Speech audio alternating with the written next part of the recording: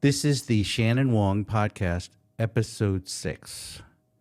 In the novel Those Who Remain, the author G. Michael Hopf writes, "Hard times create strong men create good times create weak men, and weak men create hard times." The quote surmises that as a nation state goes from a difficult existence to prosperity, the generation that has been coddled, the weak men, lose their way, causing hard times for society. The weak men become complacent, forgetting how their forefathers gave birth to the good times, and even become antagonistic to the norms of which the nation became successful. In the quote itself, men is really a reference to mankind. With that said, let's break down what a strong man is. A strong man is someone who isn't only physically up for the challenge, and yes, physicality plays a role, as one who cares for their body is disciplined and understands their bodies are critical to caring for not only themselves, but their loved ones. A strong man is also virtuous, regimented, focused, driven, and selfless. Their goal is to care for those around them and strive to build a sustainable and value-driven society built upon common beliefs. They are purpose-driven people. A weak man is someone who tends to be selfish and even narcissistic. Their only concern is their own pleasure or desires. They're literally the polar opposite of a strong man, and their values are driven by a need for self above all else. They tend to value being entitled to what a wealthy society has provided without ever daring to contribute to it. In fact, a weak man will often complain that the current system has failed them, even though they live in relative comfort. Think of the person who goes to Starbucks and on their iPhone complain about capitalism on Instagram or Facebook. These people have forgotten history and have no knowledge on how their surroundings have come to be. In fact, they will declare the system should be dismantled. That declaration leads to an ushering of hard times. That's a quote from the website from the author G. Michael Hopf. And with that introduction, I'd like to introduce my 84-year-old father, Mitchel Wong, to the podcast. Good morning. Good morning. Our goals on this podcast are to share our perspectives on what we've learned over the past 55 years in medical practice. My dad started in ophthalmology in 1965 and practiced until 2019 after an over 50-year career. I started in ophthalmology in 1994, joined our practice in 1997, and am currently CEO of the practice that you founded in 69. So I wanted to give our audience some perspectives on medicine as a career. Everyone going into medicine has a commonality of why they chose medicine. They want to help people, they're interested in sciences, and they're good students who have the ability and drive to endure the medical training process. But when each person graduates from medical school, which is a 4-year training program, they usually pursue additional training in a medical specialty of their choice called a residency training program that lasts anywhere from 3 to 9 years after the 4 years of medical school. These years are where medical doctors learn to become family physicians, general surgeons, pediatricians, dermatologists, orthopedic surgeons, or in our case, ophthalmologists. So looking back on your career in medicine, my first question is, what do you realize now that you did not realize when you were in medical school or residency? And can you share what you think are some of the most important lessons that you learned after medical school and in practice that you would want future doctors to consider? My career as an ophthalmologist started when I was a young child. My family was in the grocery business, and I started working in the grocery store when I was 6 years old, 5 years to 6 years old. I would go to the grocery store. My dad would tell me what to do.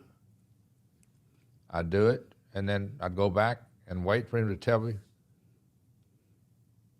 to do something else. one of the pieces of advice that he gave me at an early age, and these are not his exact words, but he told me, don't wait for somebody to tell you what to do. Look around, see what the need is, and do it without somebody telling you.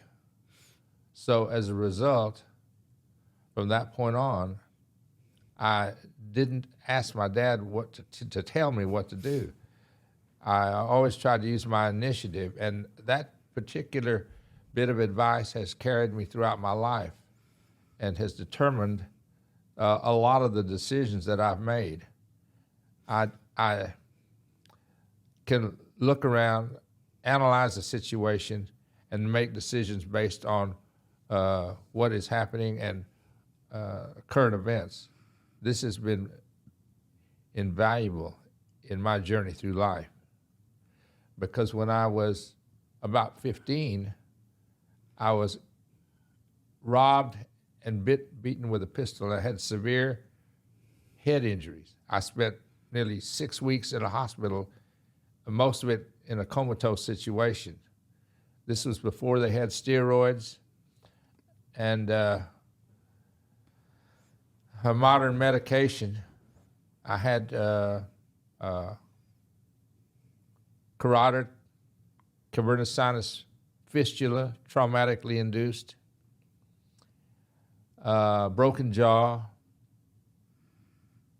subsequent loss of hearing in one ear as a result of the beating that I took. When I recovered, I went back to school. In those days, you didn't have counselors to tell you how to adjust to that particular situation. You just had to figure it out for yourself. So I went back to school, still intending to be a groceryman.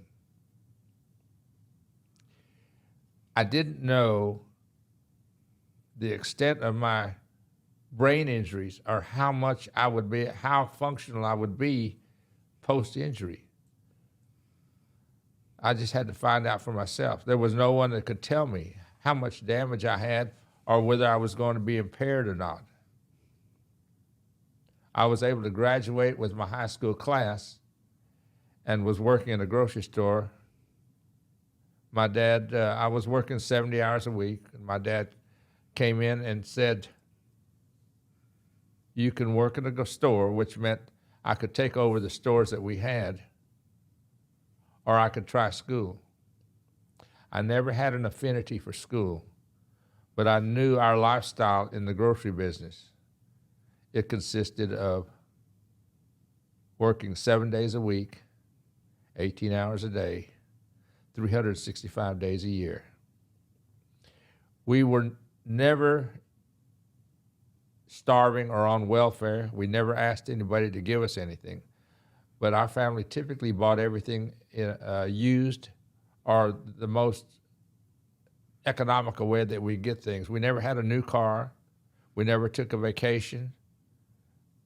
But we had food on the table and we worked every day. I analyzed that situation. And one thing I do remember is when I would go back to school each year, I would see other children with new clothes. They even had new bicycles or a motor scooter. I never had any of that. I didn't say anything, but I knew that there was a better life. So for that reason, I told my dad, let me try school. Now, there was a problem with that because I did not know how to apply to college. I had never seen a counselor. I didn't know what it took to apply to college.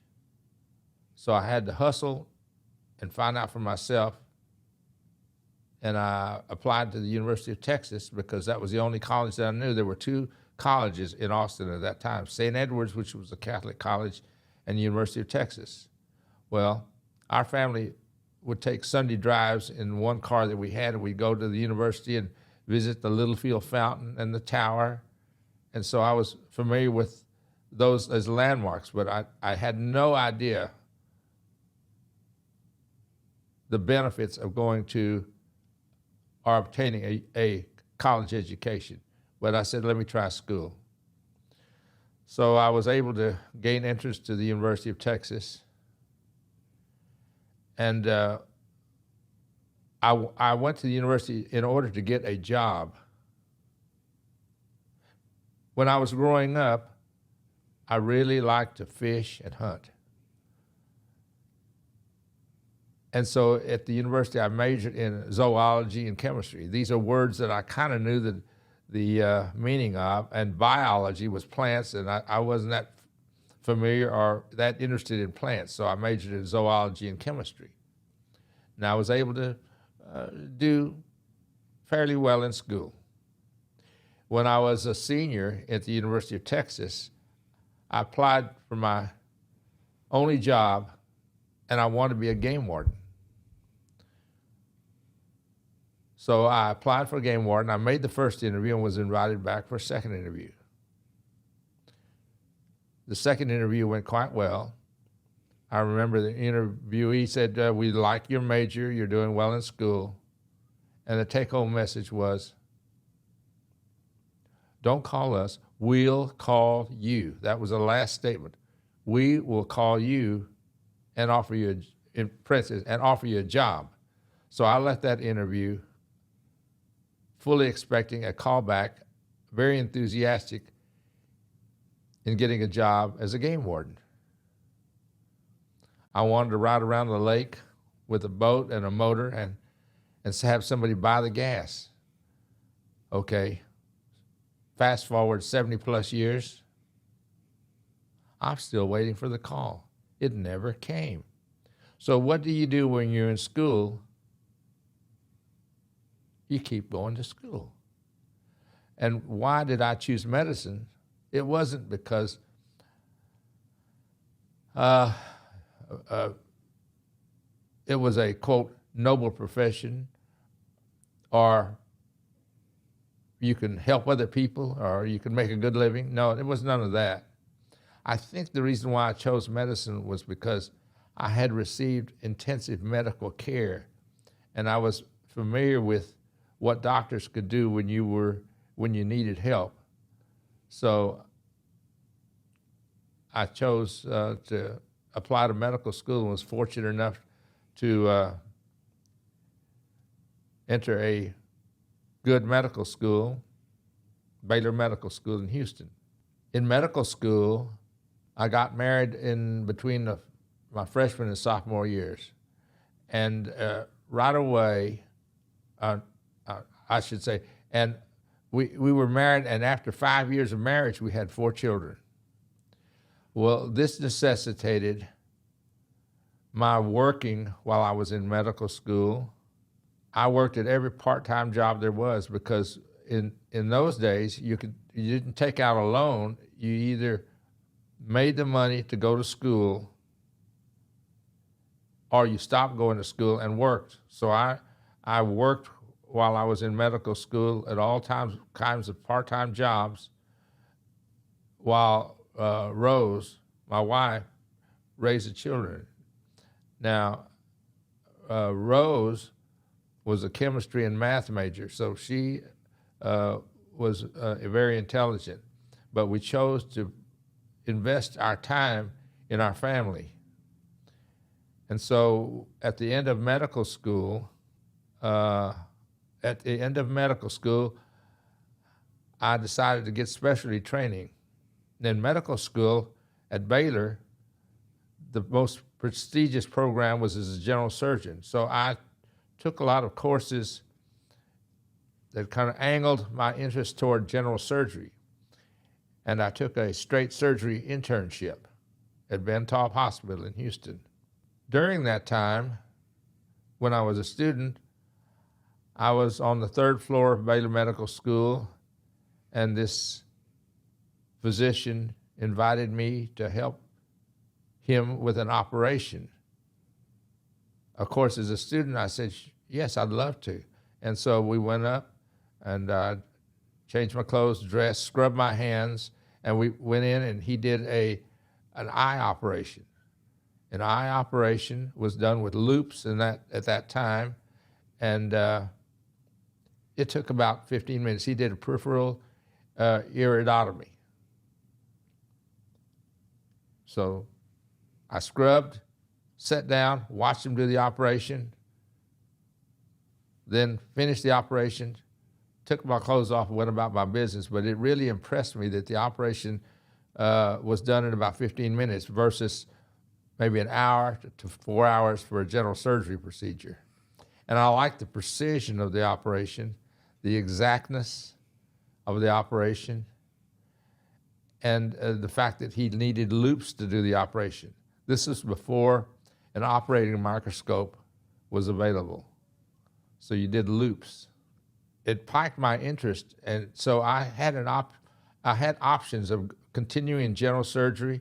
I considered pediatrics, urology, but I liked the instruments that were associated with ophthalmology, and I liked the end result of helping people with their vision.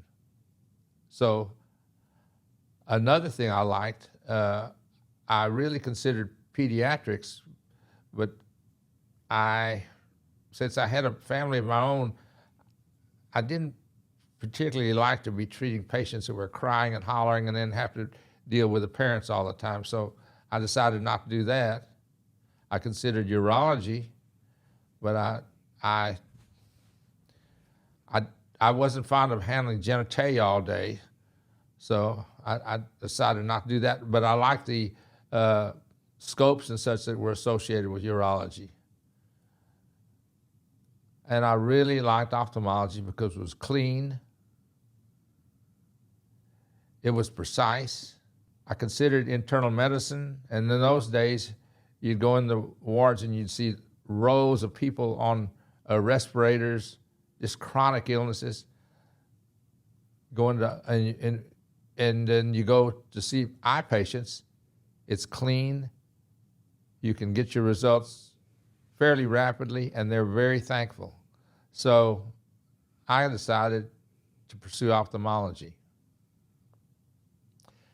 In those days, you had to have your service obligation out of the way before you started a residency. They would not accept you for residency and take a chance of you being pulled out of your residency to go and serve in the service. So you had to have your military obligations out of the way. So I volunteered for the service. But because of my injuries from being pistol whipped, I had my right internal carotid artery ligated. And no branch of the service would accept me. I tried to volunteer for every branch of the service, including the Indian Service, the Coast Guard, the Navy, everything, but was uniformly rejected because of my injuries resulting from the armed robbery that I was subject to. In my quest to get an ophthalmology residency, I interviewed with this physician, Dr. Milton Bunyick. And Dr. Bunyick offered me a possible residency position if I would do a fellowship with him for a year. When I was doing an internship in Houston, my salary was $125 a month. So I was forced to, in an effort to keep the family together and food on the table, to do an internship, straight surgery internship. We were on 36 and off 12. During the 12 hours I was off, I had to get a part-time job. And so I moonlighted at various hospitals. At that time, I had my medical license, and I staffed the emergency rooms at Little York Hospital in Houston. Now, the Little York Hospital was a private hospital, and the patients came in, and I took care of them whether they had broken arms or colds or things that needed sewing, lacerations needed repair. So that's what I did in the emergency room, and I handled their emergency room at that private hospital. And the beauty is that the private hospital would collect the fees for me and give me the direct, pay me for what I did, the work that I did. So I was able to feed our family, and our family was not destitute. We didn't go on welfare. We didn't ask anybody for any money. I was able to actually put a little money in the bank. But at the residency now, paid $7,500 a year. So I worked as, the fellowship paid $7,500 per year. So I was able to concentrate on ophthalmology during my fellowship, working with Dr. Bunyak. And got to be very close friends with Dr. Bunyak, and was able to provide for the family. Again, Rose had the opportunity to stay with and raise the children. So these were good times. Following my fellowship with Dr. Bunyak, then I started a residency in 66 through 69. And I found that practicing ophthalmology was the right decision. It's a very clean specialty. The results are almost immediate. The patients are very thankful for their vision. You can help them see better.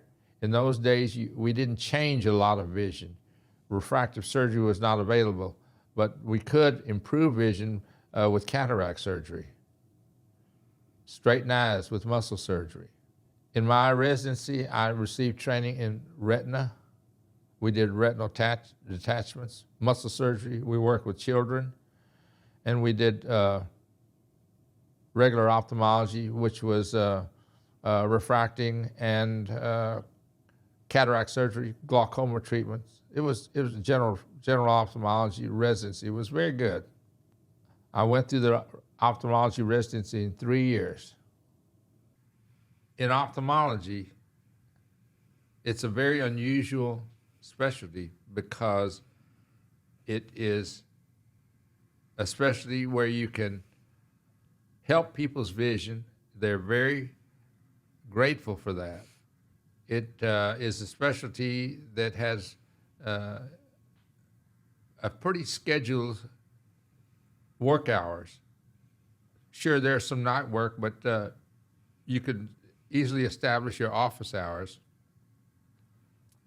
It's a specialty that is very clean, and you can operate a very efficient practice.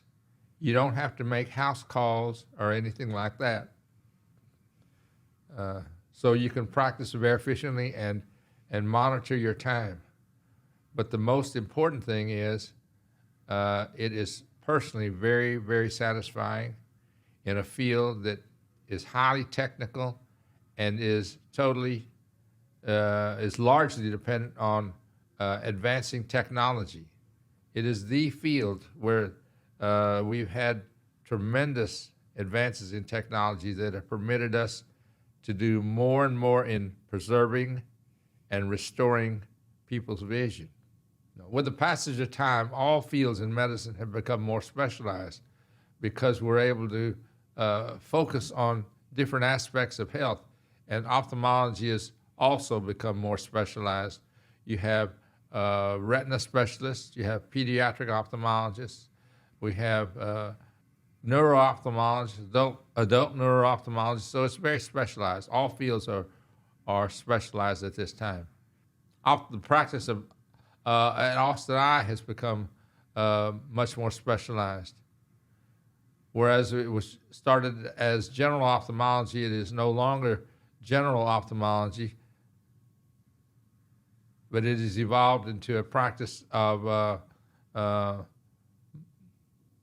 modification and restoration of vision. How would you define your practice now? Now we focus pretty much on lens and cornea surgery to correct vision, what's known in the profession as refractive surgery. So we do cataract and refractive surgery. Okay. And so for people who want general eye care, we do have optometrists who help us with our general or primary eye care, routine eye exams. But the focus and the horsepower of the organization is helping people who want to see well without glasses from age 18 until age 100 plus. So that means the 20 to 40-year-old person who wears glasses and contacts who doesn't want to have to do so, they can have their vision corrected with procedures like LASIK surgery. And then the people who are 40 and older, we replace their natural lens with a lens implant so they can see young for the rest of their life. The field of ophthalmology was very attractive, and I knew that there is very little burnout with ophthalmologists. And why is that? Because in the field of ophthalmology, you can help so many people, and one of the most valuable senses that they have is their vision. So that's why when I was practicing, I would get up enthusiastically every day, and I would ask myself, who am I going to be able to help today? And it's true, you can help people throughout the day. And there are very few things that are so satisfying where you know that you're helping people and the people whom you're serving appreciate what you're doing for them. Okay, so what I think what might be interesting is, okay, you start practice here in Austin in 1969, correct? Mm-hmm. How many ophthalmologists were here in Austin practicing? About 5 or 6. It wasn't big, but Austin was not. It was only a town of maybe 130, 140,000. Okay, so then you did general ophthalmology where you would do the whole eye exam, refract, contacts, glasses, treat dry eye, cataracts, etc. You did retina detachment surgery, eyelid surgery, etc. And then there's a procedure called radial keratotomy that comes out. When did it come out? When did you become aware of it? And how did you learn it? Because it was new at the time. And then what were your thoughts on it looking back? Initially, when I started practicing ophthalmology, cataract surgery consisted of lens extraction and fitting people with spectacles. And these spectacles were plus 12s to plus 14s, so it made your eyes look big. We didn't have contacts that were designed for people who were aphakic. We just had glasses, so we prescribed them, say, plus 12s. Were you using an operating room microscope in 1969, 1970? No. How did you do? Loops. Okay. When did microscopes come out? They were being developed. When did you actually have a binocular microscope? Well, in my residency, on special cases, we pulled out a microscope and set it up at the table. It's not wheeled in. You set it up with the patients on the stretcher and operated and took the microscope and put it away. And then gradually they became more sophisticated where the operating microscope was an essential part of the operation. But it didn't start out that way. I started before you had microscopes. So you started doing RK before you started putting in lens implants? Oh, yes. And you were doing cataracts. How would you remove the cataract? What was the name of the technique that you used to remove cataracts? Intracapsular cataract extraction. And what would that involve? That would involve opening the eye with an incision big enough so you could fold the cornea back, typically almost 180-degree corneal incision. We had a drug that loosened the zonules, and then we had a probe that got real cold, and you'd touch the lens with it, and it would freeze the lens, and permit you to remove the lens. It would be frozen, adhering the lens and letting you remove the lens. And then you would not put in a lens implant. There was no implants. And then would these patients go home the same day, or No. what was their recovery? How would you? They stay in the hospital about 4 or 5 days. Why? Well, you had to watch them. These were big incisions. And what would be done with them for 4 or 5 days in the hospital? Well, you put medication in their eye and let their wound seal, because if you mashed on that eye, stuff was going to come out. Are they allowed to walk around in the hospital? Yeah, they could, but they should not strain, squeeze their eye closed tightly. Why couldn't they go home and do drops at home?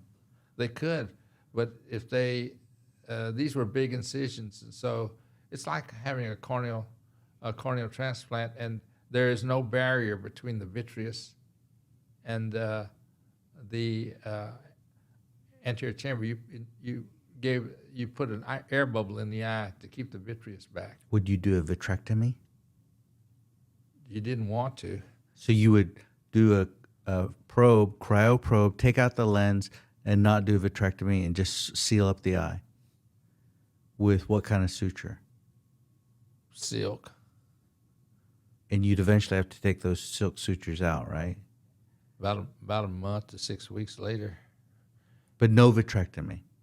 You do a vitrectomy if the vitreous presented at the wound. Oh, okay, got it. But if the vitreous is back and you're not too traumatic with the eye, you can remove the lens, and there's a vitreous interface, and then you inject a miotic so it brings the pupil down to support the vitreous interface, and you sew the eye up. And what was the next evolution, and approximately when was that? Then the next evolution to post-op care was the invention of contact lenses. So you could fit a patient with an aphakic lens and they wouldn't need to wear their thick glasses. When was that? 70s? You remember? No, it would be in the 60s. Uh-huh. So when you're doing surgery in the 70s, you were putting people in contact lenses afterwards? Initially, we didn't give many lens, but a magnify plus 12. And then progressively, you started fitting them with a contact lens, but you had to wait a certain period of time for that. Typically, you fit them with glasses, and then when their eye stabilized, you could put pressure on it, then you start fitting with contacts, because these big incisions, let's say 180 degrees, took a while to heal. This is when I found out that vegetarians don't heal well. Mm-hmm. You could remove these corneal sutures. So they initially were silk or polypropylene, and then we started gut, but gut would dissolve too quick, and vegetarians don't heal fast, and their wounds open up, and then the vitreous presents itself. And then when did lens implants, which came first, lens implants or phaco? Phaco came first. When did you start? Let me think. Yeah, phacoemulsion came first. When did you start learning that? As soon as it was available. I was always at the leading edge of technology.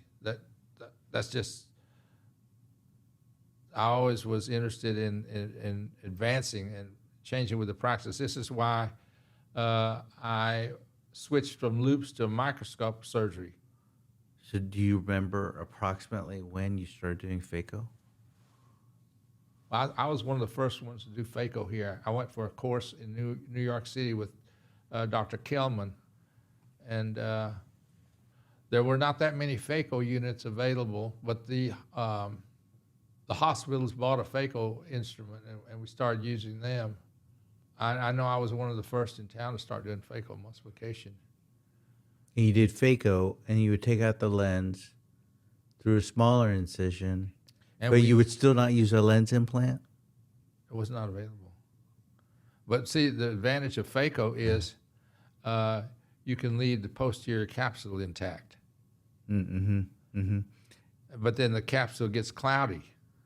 Okay, And then initially, the way we handled a cloudy posterior capsule is with a Ziegler knife. describe what that involves. It's a small little sharp knife, and the patient sits at the slit lamp. You give him a topical anesthetic. You enter the eye, and you make an incision in the posterior capsule and withdraw the knife. That's how you treat posterior capsule opacification. Uh-huh. Okay. So they have a hole in their posterior capsule, and you made a small incision, and typically with the Ziegler knife, the vitreous doesn't come with it. Okay, so And then we had an invention of a YAG capsulotomy. was that in the 70s or 80s? Probably in the 70s. I don't remember exactly. But we could make a hole in the posterior capsule with a laser and have an intact globe. So that was a big advance. And then we were fitting all these patients with contact lenses. Then intraocular lenses became available. The initial intraocular lenses were separate, and you had to, there was I think it was a sodium hydroxide solution. You had to neutralize the fluid that these lenses came in before you put them in the eye and wash them off with saline. And the initial intraocular lenses, I think you hooked them onto the iris, because there was an iris clip intraocular lens. Yeah. This is a little platinum clip you hooked them onto the iris with to keep them from dropping into the eye. Those were the first lens implants you used. And they gradually evolved to the intraocular lenses that were in the eye initially were not as stable, so you clipped them to the iris, and then you went to, you put them in the capsular bag. This was all in stages. And then the next lens implants, you put them in the capsular bag without clipping them to the iris, but they're not foldable. Oh, no. No, they were not foldable. Foldable implants came out Later. I lose the track of time. Yeah. And how about RK? What is your recollection of how that came on the scene and when Initially, RK, I was one of the first to do RK in radiokeratotomy on the cornea. And our initial radiokeratotomy incisions were made with a broken, we had a blade cracker, and we take a razor blade and crack it and make a very sharp instrument, and we kind of estimate the depth and make corneal incisions with a broken razor blade. It sounds very, very basic, but that's how we did it. Do you remember how you learned RK? I had to go take a course somewhere because it was not in training. And that was before diamond blades were available. And then diamond blades came available where you could adjust the depth of the blade, and we bought instruments for that. And how popular was RK? Very popular. Why was it so popular? Well, you were able to change refraction initially for myopic individuals. And like, there was a time when the city of Austin covered RK for their police officers. And so we would do RK on police officers. I mean, we would do 15, 20 cases a day. Mm-hmm. And then you did RK, and then how did you become aware of LASIK surgery? Then there was the invention of the laser, and I took advantage of the newer technologies. And the established practitioners here will call me in, and we'd have conferences because they weren't doing it. But I was a little more progressive. I've always been progressive. Well, why would the other doctors in Austin call you in? Because they didn't want me to do that stuff. What didn't they want you to do? The more advanced methods of correcting vision. Like what? RK. laser, LASIK. They weren't doing that Why wouldn't they want you to do it? because they weren't doing it. What would they want you to do instead? Not do it. And what did you think of that? I listened to their lectures and see, I'm a minority here.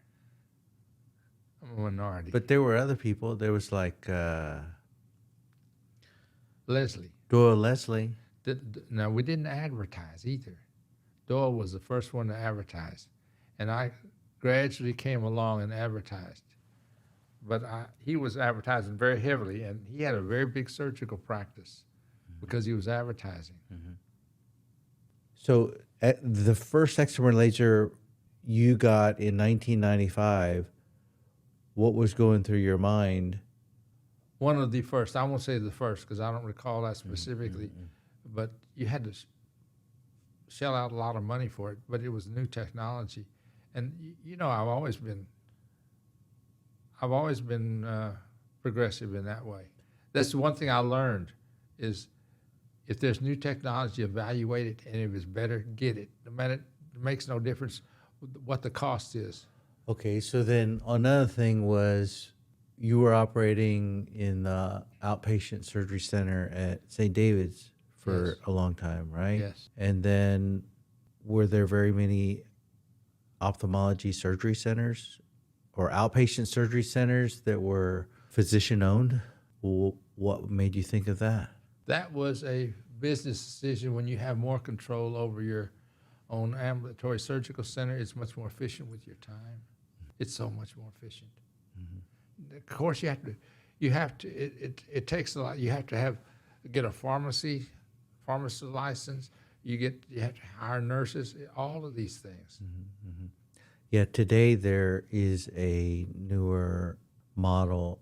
It's operating room suites that are not ASCs. So Okay. it's a lower price point for entry. So ophthalmologists are opening outpatient surgery suites.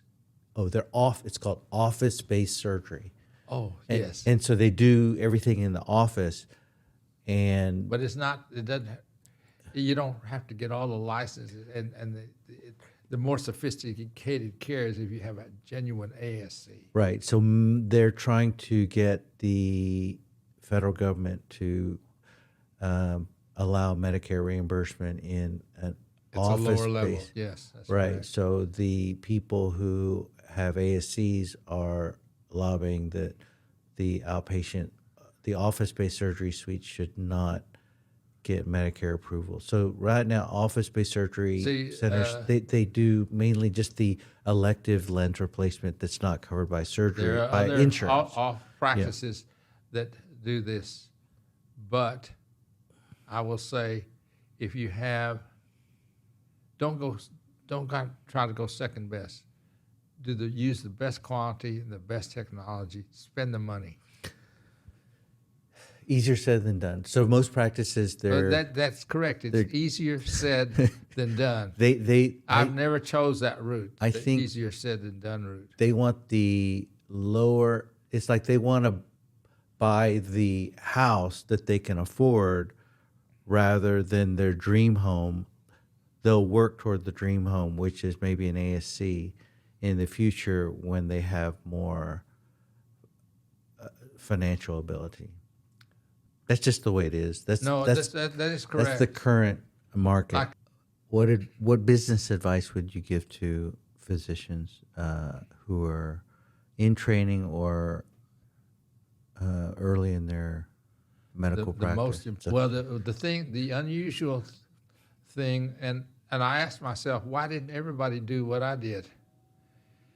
It's their values. They were spending their money on trivial things. They consider it like life experience, vacation, life experience. Yeah, that's right. No, they're living the dream. Rose, your mother, never went on vacations. Our family never went on a vacation. No, we went on vacations. Some. No, you said you did, but that was you. I'm talking about me. Oh, okay. Well, See, Some Mama, people- I'm talking about the way Mama was raised and the way I was raised.